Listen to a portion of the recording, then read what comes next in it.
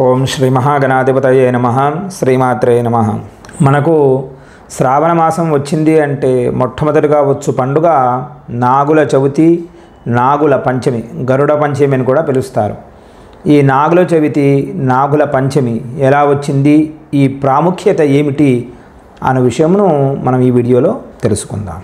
మనకు శ్రావణ మాసంలో వచ్చే ప్రతి పండుగకు కూడాను ఒక ప్రత్యేకత, ప్రాముఖ్యత ఉంటుంది.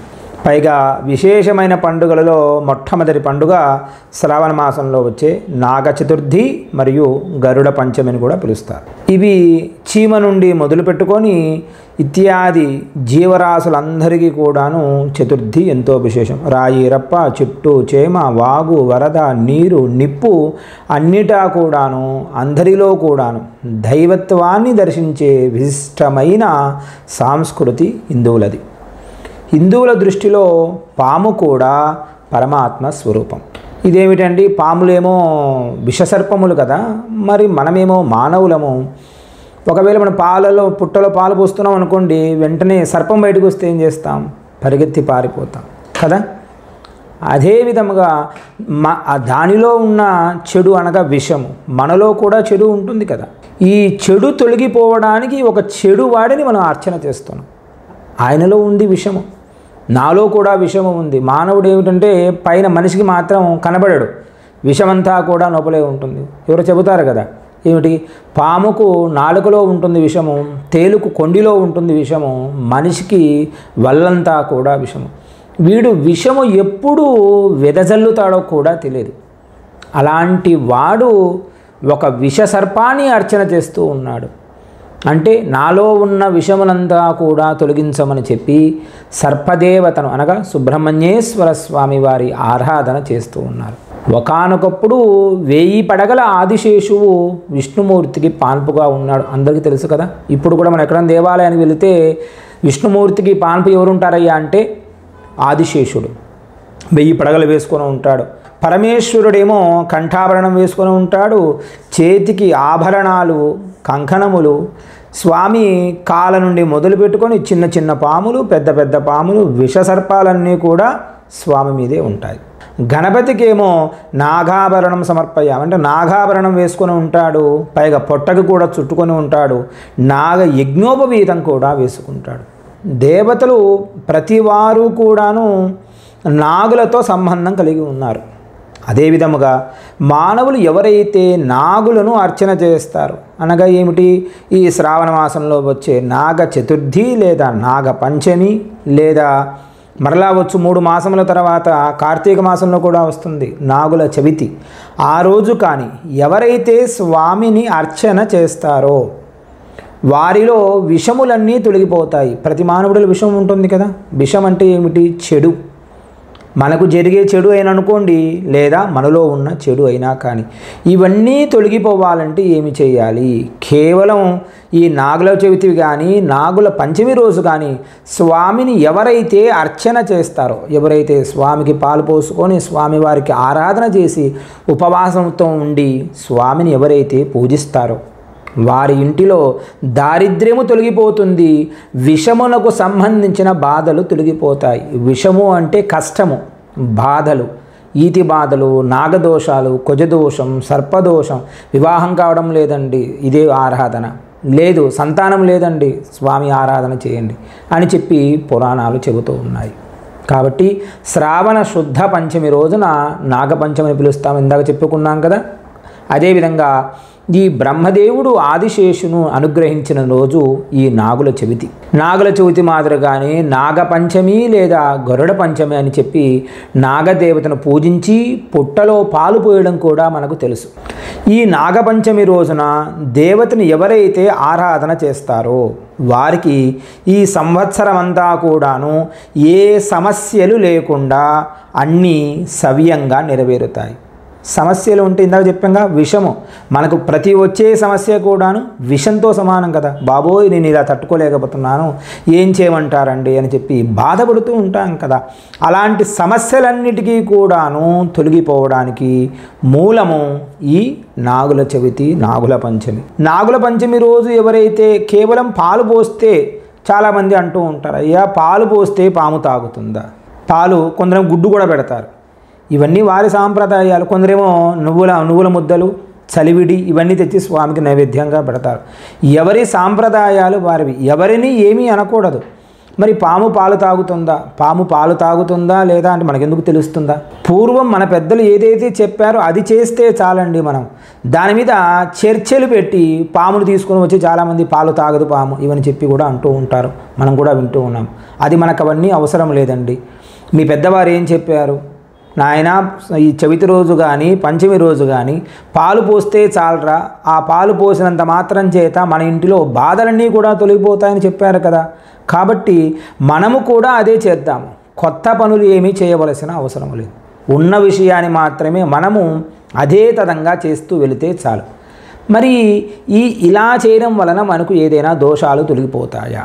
తొలగిపోతాయి. వైదిక కాలం నుండి కార్తీక మాసం 5వ రోజు పంచమీ ఉత్సవాలు కూడా జరుపుకుంటారు. దేశమంతా కూడా పుట్టలో ఆవు పాలు, వడపప్పు, చలివిడి, అరటిపళ్ళు జారవిడిచి నైవేద్యముగా సమర్పిస్తారు నాగులకు. ఈ నాగుల పంచమి గురించి పరమేశ్వరుడు పార్వతీదేవికి చెప్పినట్టుగా ఒక కథ పురాణంలో చెబుతూ ఉంది. ఒకానొకప్పుడు పార్వతీదేవి శ్రావణ మాసం నాడు శుక్ల పంచమి నాడు నాగస్వామి అనగా నాగదేవత ఆరాధన చేయడం అత్యంత శ్రేష్టమైనది. ఈ నాగపంచమి నాడు ద్వారానికి ఇరువైపులా సర్పచిత్రాలను గోమయంతో రాసి పూజ చేయడం ఎంతో శుభప్రదం అని ఎవరు చెప్పారు? సాక్షాత్తు పార్వతీదేవి పరమేశ్వరుడు చెప్పుకున్నారు. అంటే ఇంటికి ఇరువైపులా, మన ఇంటి ప్రధాన ద్వారం ఉంటుంది కదండి, ప్రధాన ద్వారంలో అటు ఇటు నాగులను బొమ్మలాగా గీయాలి. బొమ్మలాగా గీస్తే ఏమవుతుంది? ఉపవాసం అంతా కూడా ఉండాలి. చతుర్థి రోజున ఉపవాసన ఉండి వ్రతాన్ని ఆచరించి పంచమి రోజున బంగారము లేదా వెండి కర్రతో కానీ లేదా మట్టితో కానీ లేదా వారి తాహతను అనుసరించి 5 పడగల పామును చేయించాలి. లేదంటే పసుపు చందనంతో 7 తలల పాము చిత్రపటం ఉంటుంది కదా, ఒక పేపర్ గీసుకొని ఆ పేపర్ మీద సర్పాన్ని వేసి ఆ రూపానికి జాజి పువ్వులతోటి, సంపంగి పువ్వులతోటి, గన్నేరు పువ్వులతో కానీ పుష్పాలను ఆరాధన చేయాలి. స్వామికి పాయసము, పాలు నివేదన చేయాలి. పరమేశ్వరుడు ఇలా ఎవరైతే చేస్తారో వారికి ఈ సర్పము భయము పోతుంది. ఇంటిలో ఏదైనా భయపడుతూ ఉంటాం కదా, అయ్యో ఇలా పాములు కళలోకి వస్తున్నాయండి, లేదా ఏదో తెలియని భయపడుతున్నామండి అంటాం కదా, ఆ భయాలన్నీ కూడా తొలగిపోతాయని పార్వతీ పరమేశ్వరులు మాట్లాడుకున్నారట. పరమేశ్వరుడు పార్వతీదేవికి చెప్పాడు, పార్వతీదేవి పరమేశ్వరుడికి చెప్పాడు. అంటే ఏమిటి? వారిద్దరూ చెప్పుకోవడం కాదండి, ఆ కథలన్నీ కూడా మనకు అవసరమని చెప్పి వారిద్దరూ ఎప్పుడు మాట్లాడుకుంటూ ఉంటారు. ఎందుకంటే పార్వత్యువాచ పరమేశ్వర ఉవాచ, వారు ఎప్పుడు చెప్పినా ఏది చెప్పినా అది మన జీవనంలోకి పనికొచ్చే విషయమే. అదేవిధంగా శ్రావణ మాసంలో శుక్లపక్షంలోని పంచమి తిథి నాడు నాగపంచమి అని చెప్పి పండుగ వస్తుంది కదా. ఇదే విధంగా కార్తీక మాసంలో వచ్చే నాడు పంచమిన కూడా జరుపుకోవడం ఆనవాయితీ. కాబట్టి ఈ శ్రావణ మాసంలో వచ్చే నాగుల చవితి, నాగుల పంచమి, గరుడ పంచమి రోజున ఎవరైతే స్వామిని ఆరాధన చేస్తారో వారి ఆరాధన వలన సర్పభయం తొలగిపోతుంది, వారికి ఈతి బాధలు తొలగిపోతాయి. ఇంటిలో గడ్డు సమస్య ఉంటుంది కదా, ఆ గడ్డు సమస్యలు కూడా తొలగిపోతాయని బ్రహ్మదేవుడు అనుగ్రహించాడు. పైగా పార్వతీ పరమేశ్వరుడు కూడా చెప్పారు. మరి ఈ నాగుల చతుర్థి రోజు ఏమి చేయాలండి? చాలామంది అడుగుతూ ఉన్నారు, అయ్యా మరి నాగుల చవితి, నాగుల పంచమి రోజు వచ్చినప్పుడు మేము వెళ్ళి పాలు పోద్దామంటే పుట్టలు ఎక్కడా లేవు. ఇప్పుడు మనం ఉండేదేమో సిటీలో ఉన్నాము, ఉండడానికి మనకి ఇల్లే సరిగ్గా లేవు. మన పుట్టలు ఎక్కడ తేవాలండి? పుట్టలు ఉండాలంటే చీమలు పెట్టిన పుట్టలు పాముల గరిగైనట్లు పాములు లేవు, చీమలు లేవు, రెండూ లేవు. మరి ఇలాంటప్పుడు ఏమి చేయమంటారు? మీ దగ్గరలో ఉన్న దేవాలయం ఉంటుంది కదా, దగ్గరలో దేవాలయంలో జంట నాగులు ఉంటాయి కదా, జంట నాగుల దగ్గర కానీ లేక సర్పాలకారం కానీ వాటి దగ్గరికి వెళ్ళి ప్రాతకాలమునే వెళ్ళి అభిషేకం చేయించండి. అవకాశం ఉంటే సర్పసూక్త విధానైన అభిషేకం చేయించండి. స్వామివారికి నైవేద్యముగా చలివిడి, నువ్వుల ముద్ద, అరటిపండు యథావిధి మీ ఫలాలు, కొబ్బరికాయ ఇవన్నీ నైవేద్యం చేయండి. అవకాశం ఉన్నవారు ఉపవాసం చేయండి. ఖచ్చితంగా ఉపవాసం చేస్తే మంచిది, లేదు అవకాశం లేదు అంటే కనీసం మధ్యాహ్నం కాస్త టిఫిన్ చేసి రాత్రి భోజనం చేయండి. కనీసం ఆ రోజైన ఉపవాసం ఉంటే మంచిది. ఎందుకంటే బ్రహ్మదేవుడు చెప్పాడు కదా, శివపార్వతులు చెప్పారు, అంతటి విశేషమైన పండుగ. ఉపవాసం ఉండండి.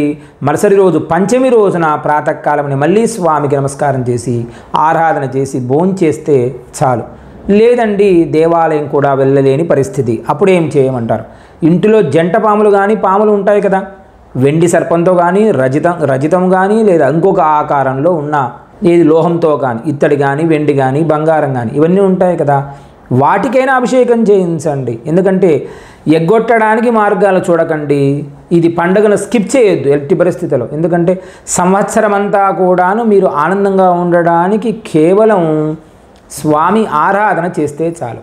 ఏదో ఒక ప్రతిమకు నాగ ప్రతిమకు ఆరాధన చేసి అర్చన చేసి స్వామికి నమస్కారం చేసి నాలో ఉన్న విషమును తొలగించు, నాకు వచ్చే భయములను తొలగించు అని చెప్పి అవకాశం ఉన్నవారు ఈ విధంగా సుబ్రహ్మణ్యేశ్వర స్వామి ఆరాధన లేదా సర్ప ఆరాధన చేస్తే వారిలో కుజదోషం తొలగిపోతుంది, రుణబాధలు అప్పుల బాధలు తొలగిపోతాయి, ఐశ్వర్యం కావాలనుకున్న వారు ఐశ్వర్యం కలుగుతుంది, లేదా వివాహం కావడం లేదనుకున్న వారికి వివాహం అవుతుంది, లేదా సంతానం లేని వారికి సంతానం అవుతుంది. ఇవన్నీ కూడా కలిగించేవాడు ఎవరైనా ఉన్నారయ్యా అంటే కేవలం నాగేంద్రుడు, సర్పుడు, కుజుడు, సుబ్రహ్మణ్యుడు.